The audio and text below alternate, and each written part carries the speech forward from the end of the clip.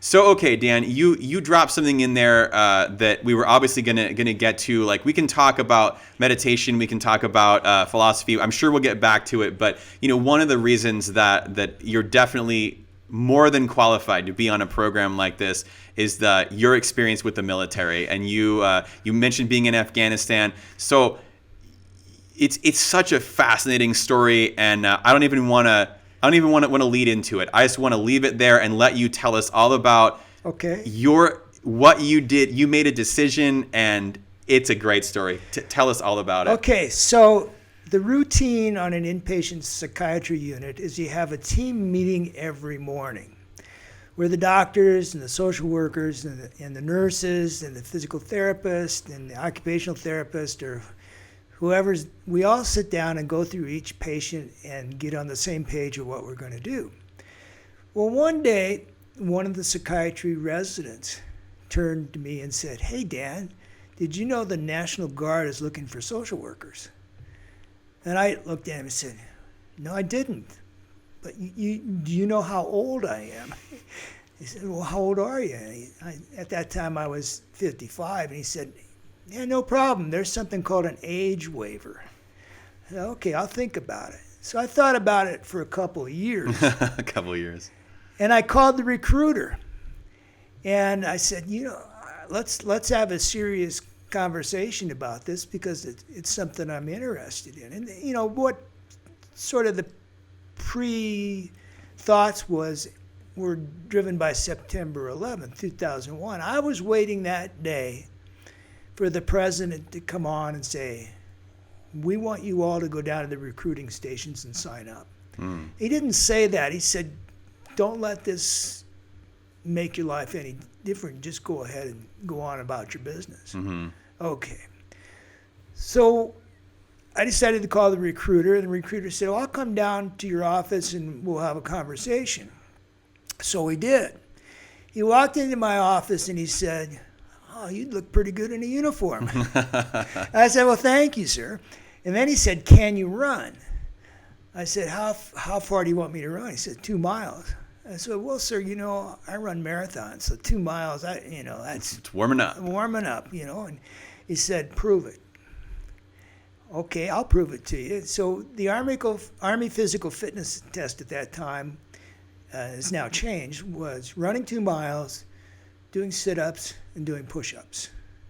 And so I went with the resident doctor who was my proctor, and he did the timing and did the counting and everything. And I did pretty good, and sent that off to the recruiter, and the recruiter said, "Okay, we'll send it up the chain of command." 6 months later, the recruiter called me and said, "You made it. You made it." So this was in 2008. He came down to my office at the university. He swore me in. And my mom was there. And I've told this story many, many times. And he said to my mom, she was in her 80s, and of course I was in my 50s, and he says, "Is it okay if Dan joins the Army?"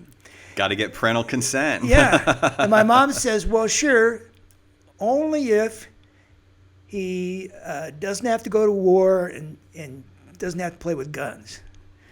And so my recruiter said, "No problem. Just send a letter to General Orr, and everything will be what you think. Everything will be just fine." So I raised my hand, took the oath of office, and I became Lieutenant Dan, just like that. And it was, since that time, it's just been an incredibly great ride. I'm very happy that I did that I made that decision, and it's all been positive ever since. Were you the oldest Iowan to ever join, or just one of them? Because I've heard it both ways. I've heard that I'm the oldest to join outside wartime. Okay. So there were probably people older in World War II or the Civil War, but I was pretty much up there. Sure. And you were 50. 57 when I took the oath of office, 60 when I deployed to Afghanistan. Well, age is just a number. That's right. And all the members of my company, of course, were kids. They were just as young as my kids, so I called them kids. And they'd all come up to me and they'd say, "Oh, I hate to run. I don't like running." And I'd laugh at them and say, you you better keep up with me because I'm not waiting. Yeah. And I didn't wait, and I could beat them all. And it always astonished me that I could do that. And I'd say to them, didn't you see that commercial about being Army strong? What part of that didn't you understand? And they just hated to run, but they were good at their jobs. So you joined the Iowa Army National That's Guard, right. and so then you then had to go to basic training. That's yes? right. Yes, I did. So was it we need to go to commissioned officer training, or was it Yeah. basic officer training, or what was it exactly? Let me think about this. It was OBLC, which is probably basic officer training. It was down at Fort Sam Houston Okay. in San Antonio. And to me, it was a picnic, because we were doing things that I hoped we would do. Get up in the morning, do PT. Well, I like to exercise. This is no big deal. We go for a run. Okay. The part that I didn't like so much that I scammed my way out of was combatives. Okay. I didn't like to wrestle. And so for people who supposedly were weak on PT, you could go to PT or go to combatives. Well, I just went to PT. To PT, yeah. And they weren't keeping track, so they didn't know that I was fine in physical shape, but I just didn't like to do combatives. Yeah. And so we did that, and then we got to do things that were I'd never done before, like shoot a rifle. Mm-hmm. I'd never shot a rifle before. My dad wasn't a hunter. Never shot a gun before Yeah. training. That's right, never. And so we're out on the rifle range, and I knew that you pointed the pointy end towards the target. Right. I knew that much, but I didn't know how to properly hold the weapon.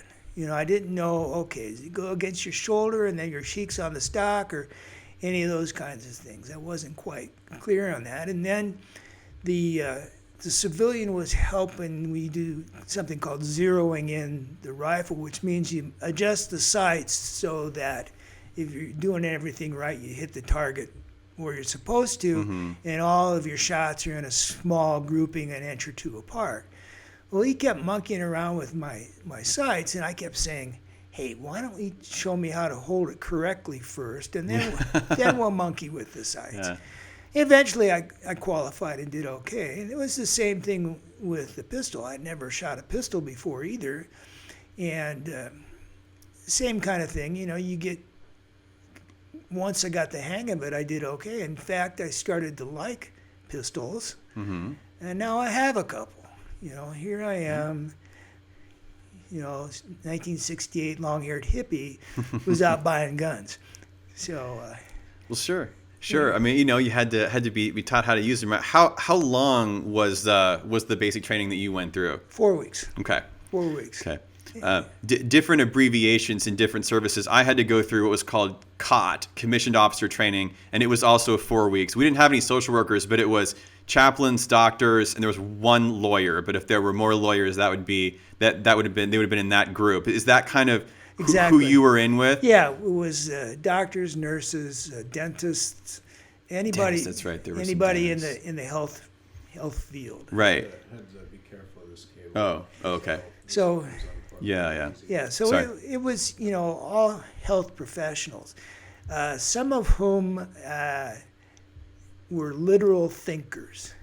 Here's an example of a literal thinker. We're doing land navigation, which means that you're given a compass and a map, and you have to find 3 points on the map. Before they sent us off to do this, they said, if you come to a barbed wire fence, that's the boundary. Do not climb under the fence because that's the boundary. Well, the literal thinkers in the group said to themselves, they didn't say anything about crawling Going over it. over the fence. Going over it. They only said don't go under the fence. So they took that to mean that going over was okay. So we had a few people go over the fence who got lost. Oh no.